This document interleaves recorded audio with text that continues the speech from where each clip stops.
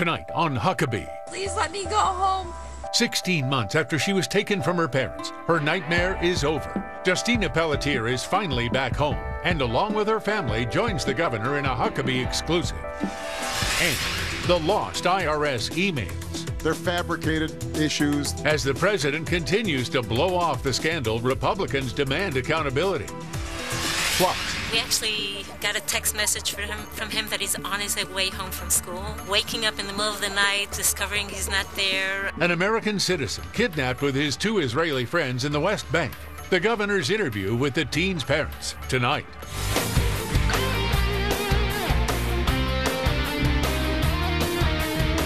Ladies and gentlemen, Governor Mike Huckabee.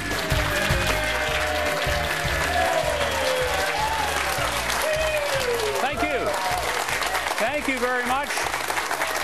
Welcome to Huckabee from the Fox News studios in New York City. Now, tonight you're going to meet Justina Pelletier, the Connecticut teenager that is back with her family after 16 months of being held hostage by the state of Massachusetts, as she and her family shared their story here for the first time since she's been back home. Well, I've just returned from Israel, where I've been all this week, and where I met the family of a 16-year-old American citizen teenage boy kidnapped by the terror group Hamas, the new official partner of the Palestinian Authority. The boy and his 2 classmates are still missing. My visit with that family is coming later in our show. Meanwhile, here at home, more shocking revelations of the criminal enterprise known as the IRS, and the ridiculous story that evidence in their corruption just conveniently went missing.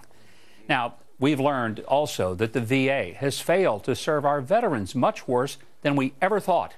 Senator Tom Coburn of Oklahoma reported that there weren't 40 deaths attributed to the mismanagement and abuse of our veterans. The number, closer to 1,000. These are people who survived the battlefield but couldn't survive a bureaucratic minefield that protected VA workers at the expense of our returning warriors. Even the liberals on the Supreme Court this week couldn't abide the president's lawless and reckless disregard for the legal processes of appointing members of the Labor Board.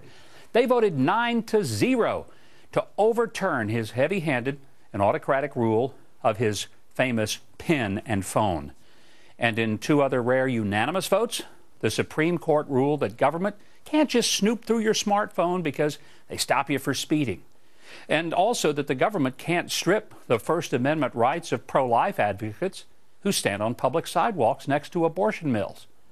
Now, if you detect a pattern in all of these stories, it's because in every one of them, government is working against the people instead of for them. Government can be like a fire. A little bit of it can cook food and warm a home. Too much, and the house burns down. Our world is on fire because whether it's the state of Massachusetts believing it can trample all over the rights of a mother and a father, or a terrorist organization that becomes part of a Palestinian government that, by the way, your tax dollars continue to fund even as it celebrates the kidnapping of 3 schoolboys, or a medical system entrusted to care for our soldiers that instead kills them, or a rogue agency so driven by blind partisan and political zeal that it uses its virtually unlimited power to destroy businesses and people to carry out revenge on those who express dissent of their government. Or maybe to stifle basic and fundamental constitutional rights of freedom of speech and freedom from unlawful search and seizure. Houston, we have a problem. And the problem is that government has become a cancer instead of a cure. Government that destroys healthy parts of our freedom to feed itself and disregards its intended purpose, to serve, and to serve with honor. Our republic and the world itself is on the brink of collapse because of the lack of moral direction from those who are to lead citizens instead of to bleed them. We know the problem, but it's time that we demand the solution, and that requires drastically diminishing the power of the plutocrats and return the power to the people. Before the last voice of liberty is snuffed out, we'd better do it now.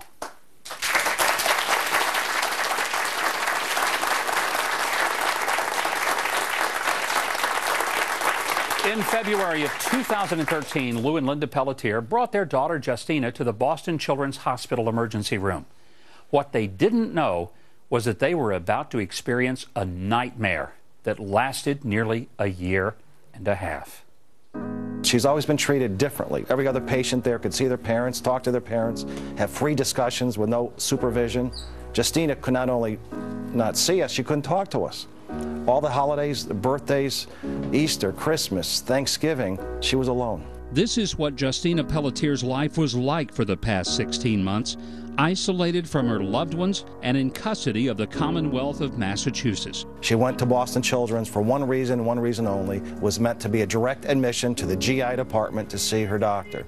Instead, she was taken without any notice and just brought up to the neurology floor. And as far as I know, and based on FBI involvement, that is kidnapping. The psychological route, that experiment has failed. Obviously, she's in very severe physical distress. Justina spent most of her time in Wayside, a mental health facility in Massachusetts. As her health was clearly declining under state care, we continued to fight for her release on this show. If it happens to you, it can happen to any parent in this country, and that should never happen in the United States of America. If our bringing light to this case helps Justina get the medical help she needs and deserves, and then she's reunited with her family, let me be clear, I apologize for nothing. I hope the state of Massachusetts will apologize to Justina and her family. In April, Reverend Mahoney appeared on our show to discuss a face-to-face encounter that he had with Massachusetts Governor Deval Patrick. You don't have a reunification plan? I think she should be in Connecticut. Well, let's let me say. Yes, sir. We've appeared in court in order to have her sent home. Let's see if they'll end this nightmare, because parents know what's best for their children more than government or bureaucracy. By May 12th, the state ordered that Justina could be removed from Massachusetts, but not yet home to her family. Justina arrived at a Connecticut facility. The only thing standing between Justina reuniting with her family was Massachusetts Judge Joseph Johnson. Justina pleaded with him. You can do it. You're the one that's judging this. Please let me go home, Judge Johnson. Finally, on June 17th, the judge signed the order. Justina's ordeal was finally over. She was returned to Connecticut, back to her home, back to her family, and back to her life. Ladies and gentlemen, it's my real pleasure to welcome Justina Pelletier to our show. So glad you're here.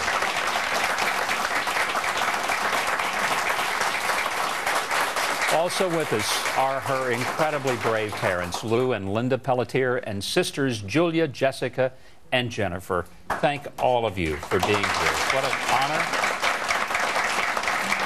Justina, I can't tell you how excited I am to finally meet you in person. Oh, thank you.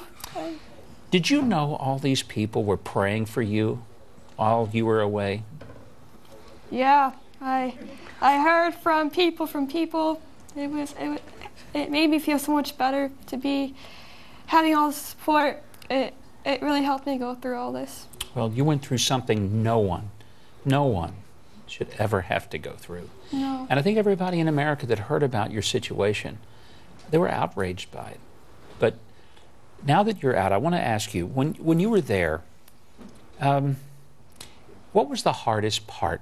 Was it being separated from your family and not being able to just talk to them whenever you wanted to? Yeah, it was hard. It was very hard. I couldn't see my family at all, only 1 hour a week supervised with DCF, and I only have one phone call a week, 20 minutes supervised with DCF, and it was really hard because we couldn't talk about things that we really wanted to talk about. We couldn't talk about anything that we couldn't talk about like what was going on. It was just. So they kind of said, "Here's what you can say or can't say," all during this time. Mm-hmm. Now you were 15 when you went in to their custody, when they, I say kidnapped you, because I think that's what they did. Mm-hmm. And you spent almost a year and a half. You're 16 now, just had a 16th birthday. Mm-hmm. You know, I guess the hard part for me is you weren't there with your friends. You had limited contact with your family. You weren't able to go to church, to go to school. I guess part of, you know, what I think all of us, were you ever told by the people why you were there? Did they ever, what did they tell you? They didn't really tell anything.